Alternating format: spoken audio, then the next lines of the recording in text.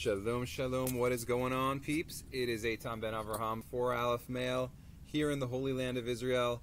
And Rosh Hashanah is this coming Friday, and I've been thinking about what is it that I want to share. Do I have something to share? And I went for a run this morning, and I was thinking about how when I go running, I am choosing life, because sometimes doing the things that we don't feel like doing, and when I go running, I don't feel like running, but I know that when I do it, I'm choosing life. And it reminded me of a dream, and I realized that what I need to do this Rosh Hashanah is talk about this dream and talk about suicide. Because, you know, we're walking around and we say, may Hashem inscribe you in the book of life for a good and sweet new year, right? Rosh Hashanah is coming. We want to be written into the book of life. But do we? Do we? Is that a reasonable assumption? I think it's a reasonable assumption that people want to live, but a lot of people kill themselves. According to a 2018 study from the Center of Disease Control, in the United States, the #2 killer of people between the ages of 10 and 44, which is an outrageous number, is suicide, right? From 10 years old, the #2 cause of deaths of 10-year-olds is suicide. There's a lot of people who are killing themselves. And so I can't take for granted that people want to live. And I myself have struggled with depression. I myself have struggled with darkness. And so Rosh Hashanah is coming, and we're talking about choosing life. So I want to talk about this dream that I had, which is very much connected to that. Back in 2008, I was going through my own recovery process, and I had a dream in which I was running from some sort of like super secret elite military unit, and I was like driving to Annapolis, Maryland, which is where I went to college, to St. John's College, and there was like a safe house in this apartment, and so like I went to the apartment and I put my stuff down, and then I walked out of the apartment and I was on Main Circle, which is like this big, beautiful, grassy circle in Annapolis, right near my college, and that's where like the super secret soldiers descended. Right, they like descended and they found me, right, and they were after me, and a lot of my dreams are like movies. And in the dream, there was this woman, and she was like, you know, the ultra super secret soldier, and she was like dressed in this super dark blue skin tight uniform, like Olympic, physically fit. But the way she killed you, and keep in mind this dream happened like before the Avengers ever came out, but she was kind of like Black Widow. The way she killed you was her mind was so strong. Like, I just knew this in the dream, you know what I'm saying? Like, it was just like, it was part of the dream.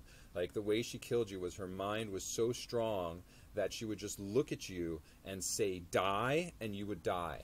And so she walked up to this guy and she was like, die, and he died. And then she walked up to this other guy and she was like, die, and he died. And then she walked up to me and she's like, die. And in the dream, I died. Right, and then the dream shifted, and it was like a bird's eye view, and I was lying on the ground, and there's ice melting over my chest. There's like this like thin layer of ice over my chest, and it's melting like where my heart is. And I say, but I want to live. And I think that dream is very relevant to choosing life, and very relevant because I think there's to like this whole discussion of suicide, because I think there's a lot of people who actually have a voice in their head that's saying die all the time, right? Why is that voice saying die? There's a lot of reasons, and keep in mind, I'm just telling you guys my story. I'm not an expert, all right, or anything like that. I'm just sharing my story.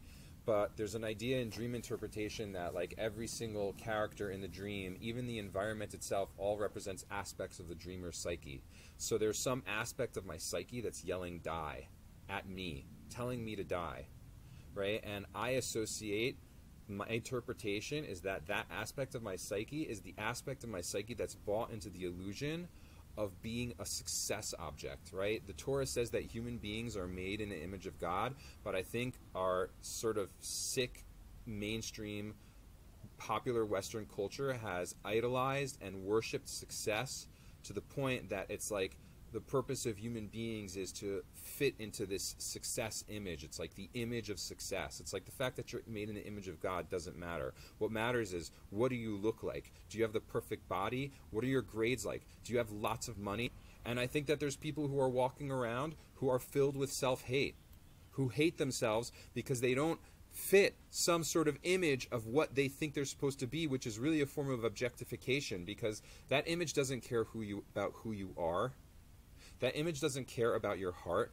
And that's the other part of the dream, is what's actually stronger than that curse, than that die, than that like psychic suggestion, right? That like hypnosis suggestion that you should die and there's all these people killing themselves. What's stronger than that? This voice in my heart that's melting the ice that says, but I want to live. Even stronger than the peak, excellent, super soldier, best of the best, is this voice in my heart that's saying, but I want to live, but I want to love, but I want to be connected to life. I'm made in the image of God. Who I am matters. What I do matters. It's not about the success image. I'm made in the image of God. I'm a human being. Ethan Stephen Press, Eitan Shmuryahu Ben Avraham, from New Jersey. Right? I'm a human being, and I'm not famous, and I'm not VIP, and I'm not with a perfect body, and I'm not with lots and lots of money, but I'm made in God's image. Hashem chose me. Hashem chose you. You are made in God's image. Right? But I want to live. Right? And that is choosing life. Right? Not buying into the image of success, but tapping into and feeling that soft heart that's connected to love, that says, but I want to live, but I'm just a person, I'm just a human being. But at the same time, that's the ultimate thing, because the Torah teaches that we human beings are made in God's image, and that's infinitely deeper and more powerful and stronger than that success illusion and even that voice that's saying die. Right? So may Hashem bless you to tap into your heart. May Hashem bless you to feel that soft heart, right, inside of you that's not famous, that says, but I want to live. Right? May Hashem bless you to just feel that basic humanity that says, but I want to live, I want to love. Right? And realize that that's good enough, and that's the foundation of your life.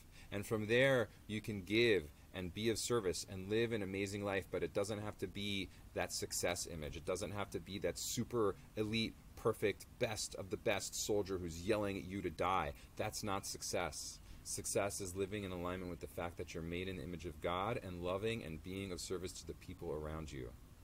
Right? So may Hashem bless you to feel that heart energy, that soft energy, and may Hashem bless you to choose life and to be inscribed in the book of life for a good and sweet new year. Peace and shalom.